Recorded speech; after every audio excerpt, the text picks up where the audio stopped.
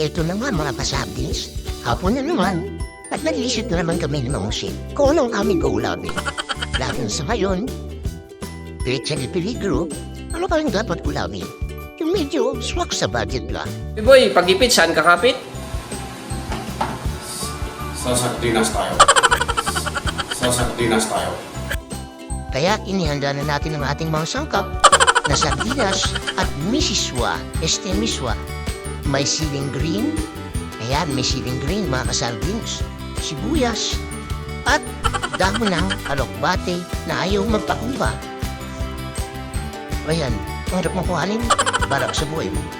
Ang hirap mong kunin. Oo, yun, para ka dyan. Oh, meron tayong bagoong. At meron ding siyukang puti at bagusahin na bahaw.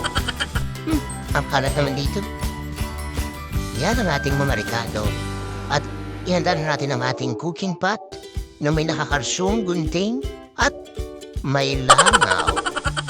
Yan, sige. Prepare muna tayo mga kasabtins. Yan, iwa-iwa lang. Okay? Nice.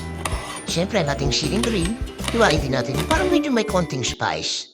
Ayan, ilagay na natin ang ating cooking oil. Yan. At siyempre, ang ating garlic. Sauté lang natin hanggang mag-golden brown.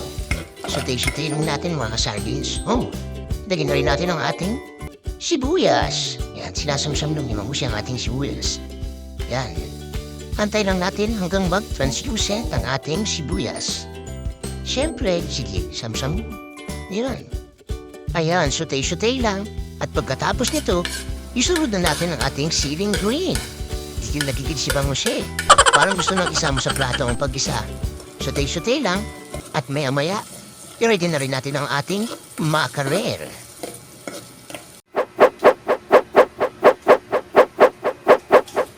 Oh my God! Wow! Nangya ka? May paiksi exhibition ka pa.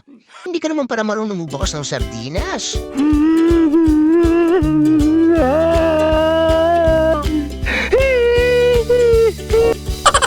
Ayan ang naging outcome. Pero okay, sige. I-set aside muna natin siya. At ngayon, ibusan natin ang ating bakarel na medyo durog. At halu-haluin muna natin. At season it with salt and pepper. Ayan, na may konting magic sarap. Then add the 2 cups of water. Then cover it until it simmer. Kaya meron pa tayong oras para mag-siesta. Sinimulan ko to, walang naniniwala kaya tinigil ko. Ano? A few moments later, 2,000 years later, 1 eternity later. Diyan, kumukulo na at nailagay na rin natin ang ating alokbate. Nice. At si Miswa, Miswa. Miss pa pala siya. Ayan, luto na ang ating makarel, Miswa. Now, we're ready to play. You know? Oh my God! Wow! Anong lasa, Mang Jose? Sana all. Ikaw mga kasardins, anong kwentong sardinas mo? Pag-comment mo naman sa comment section. At malay mo, baka sa susunod, ang recipe mo na ang lutuin namin.